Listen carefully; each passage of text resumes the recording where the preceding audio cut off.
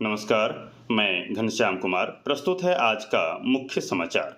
दिल्ली आबकारी नीति में कथित घोटाले के मनी लॉन्ड्रिंग मामले में गिरफ्तार हुए दिल्ली के मुख्यमंत्री अरविंद केजरीवाल के मामले की 27 मार्च को दिल्ली हाईकोर्ट में सुनवाई हुई।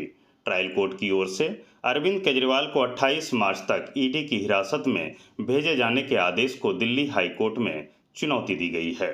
इसी बीच खबर है कि अरविंद केजरीवाल को दिल्ली हाईकोर्ट ने किसी भी तरह की कोई राहत न देते हुए अगले 3 अप्रैल तक पुनः हिरासत में बने रहने के लिए भेज दिया है। 26/11 के हीरो सदानंद बने एनआईए के डीजी, सीबीआई और सीआरपीएफ में भी संभाल चुके हैं बड़े पदभार।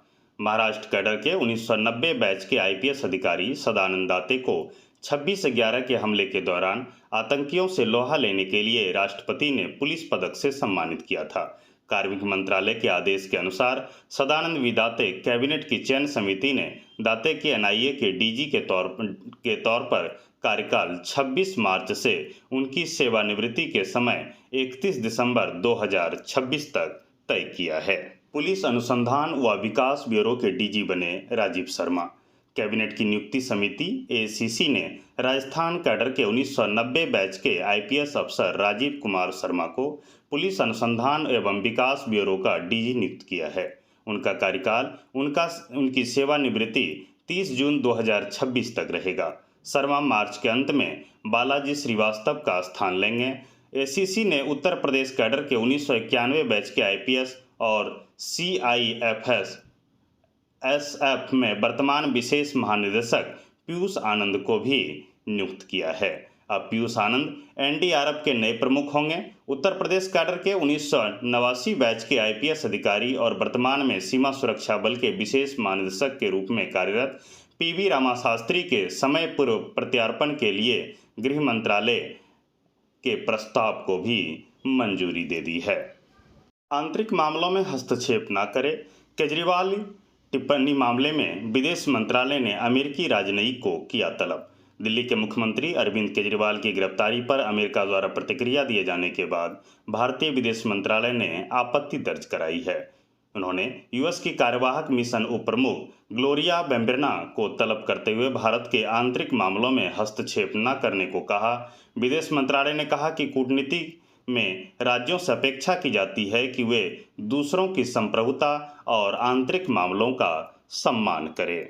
विदेश मंत्रालय ने इस संबंध में बयान जारी करते हुए कहा कि लोकतंत्र के मामले में यह जिम्मेदारी और भी अधिक है, अन्यथा यह अस्वस्थ मिसाल कायम कर सकता है।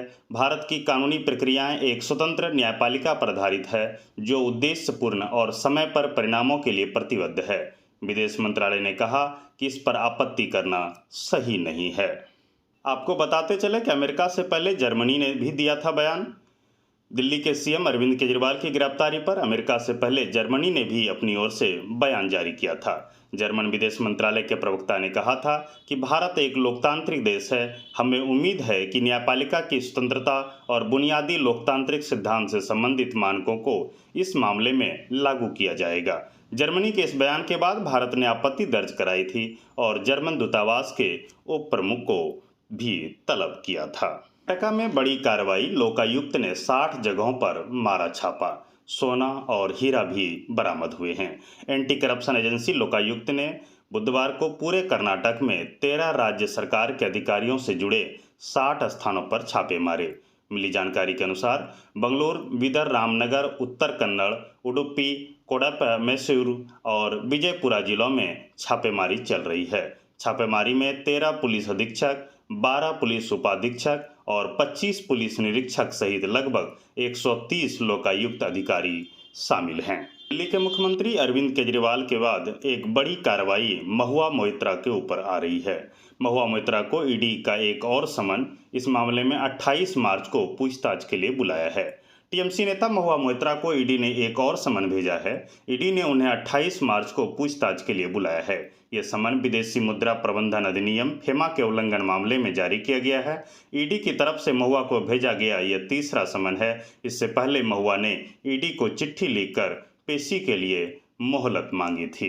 झारखंड के पूर्व मुख्यमंत्री हेमंत सोरेन को लेकर याचिका पर 1 अप्रैल को सुनवाई करेगा सुप्रीम कोर्ट। इस कार्यक्रम में शामिल होना चाहते हैं पूर्व सीएम सुप्रीम कोर्ट झारखंड के पूर्व मुख्यमंत्री हेमंत सोरेन की उस याचिका पर 1 अप्रैल को सुनवाई करेगा जिसमें उन्होंने विधानसभा सत्र में शामिल होने की अनुमति देने से इनकार करने के झारखंड हाई कोर्ट के फैसले को चुनौती दी है।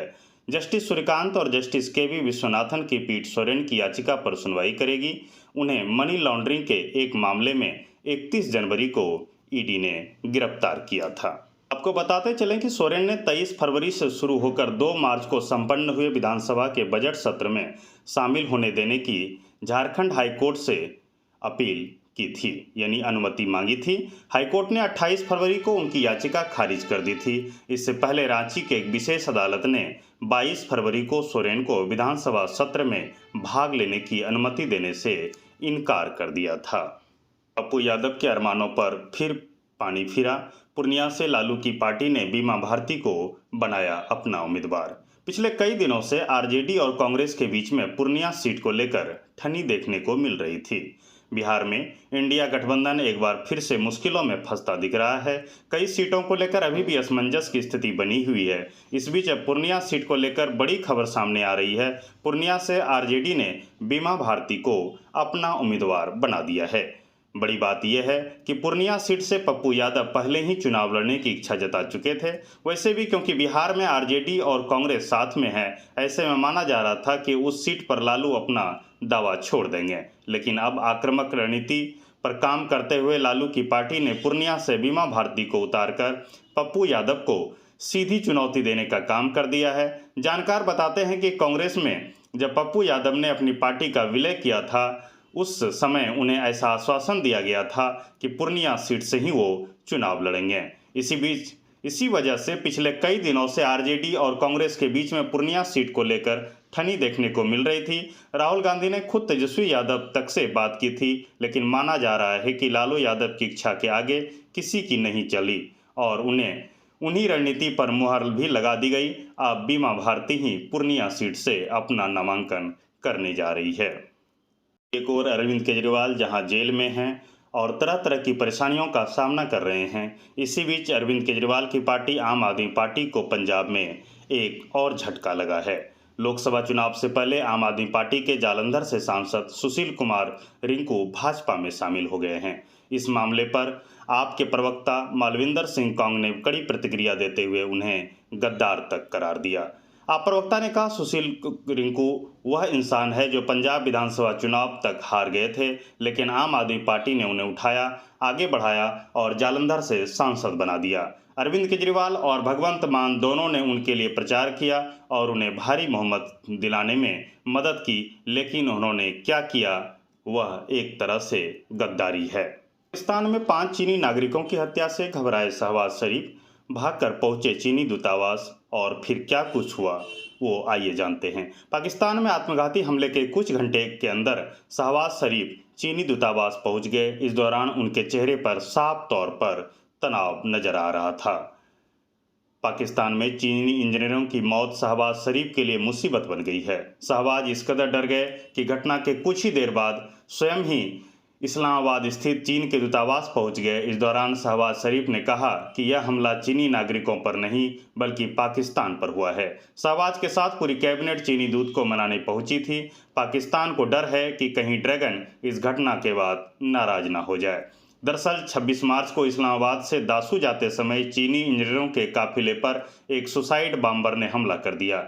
इस हमले में 5 चीनी इंजीनियरों समेत एक पाकिस्तानी ड्राइवर की मौत हो गई। यह हमला उत्तर पश्चिम पाकिस्तान के खैबर पख्तूनख्वा प्रांत के बैसम शहर के पास हुआ। हादसे के बाद कार खाई में गिर गई और उसमें आग लग गई। बताया जाता है कि आत्मघाती हमले के लिए सुसाइड बॉम्बर ने एक गाड़ी का इस्तेमाल किया जिसमें विस्फोटक भरा था। इस गाड़ी को चीनी काफिले से टक्कर मार दी गई जिसमें सभी चीनी इंजीनियरों की मौत हो गई। हम उम्मीद करते हैं कि आप सभी जो हमारे साथ नियमित रूप से जुड़े हुए हैं, हमारे इन प्रयासों से निश्चित रूप से लाभान्वित हो रहे होंगे। आप सभी हमारे साथ इसी प्रकार जुड़े रहें। लाइक करें, शेयर करें, सब्सक्राइब करें और अपना विचार, अपना ओपिनियन कमेंट के तौर पर अवश्य साझा करें। हम इससे उत्साहित होंगे और आपके लिए और नए प्रयासों को तेजी के साथ उत्सुकतापूर्वक लाने के लिए कटिबद्ध रहेंगे। Thank you.